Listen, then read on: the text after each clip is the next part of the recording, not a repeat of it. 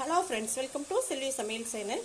சிம்பிளாக ஒரு இட்லி செய்யலாம் பாருங்கள். ஒன்றும் இல்லை, ஒரு 3 டம்ளர் அரிசியும் 1/2 டம்ளர் உளுந்து, 2 டீஸ்பூன் சோயா, 1 டீஸ்பூன் வெந்தயம் ஊற வச்சு அரைச்சி எடுத்து வச்சுருக்கேன். மாவும் புளிச்சிருச்சு பாருங்கள், நல்லா பொங்கி வந்திருக்கு. இப்போ இது நல்லா கலந்து விட்டுக்கலாம்.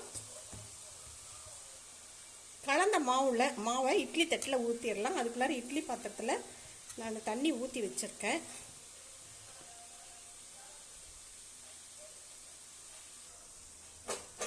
தண்ணியும் கொதிஞ்சிருச்சு. கொதிஞ்ச பின்னாடி நான் மாவு தட்டை எடுத்து வச்சுட்டேன். மூடியை போட்டு வச்சிடலாம். வெந்துருச்சான்னு பார்க்கலாங்க. மூடியை திறந்துட்டு அங்கே எப்படி நல்லா வெடிச்சுட்டு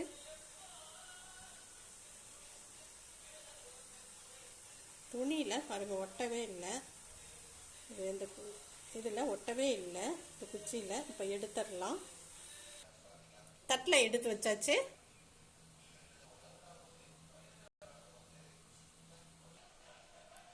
சூட இட்லி, சுட சுட மட்டன் குழம்பு.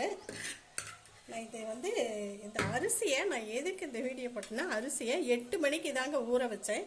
8 மணிக்கு ஊற வச்சு 9 மணிக்கு அரைச்சேன். நீங்களும் இது மாதிரி எங்கேயாவது போயிட்டு வந்தால் ஒரு அர்ஜென்ட்டுக்கு கூட இப்படி வராது இட்லி அப்படின்னு நினைக்க வேண்டாம்.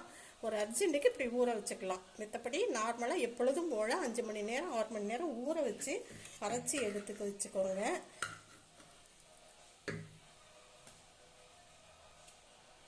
நல்லா அப்படியே கிரேவி மாதிரி பண்ணி வச்சுட்டேன்.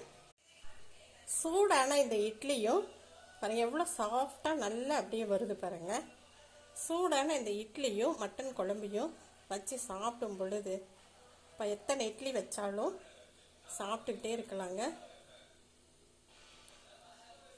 இந்த வீடியோ பிடிச்சிருந்துச்சுன்னா ஒரு லைக்கை கொடுத்துருங்க. சப்ஸ்கிரைப் பண்ணுங்கள்.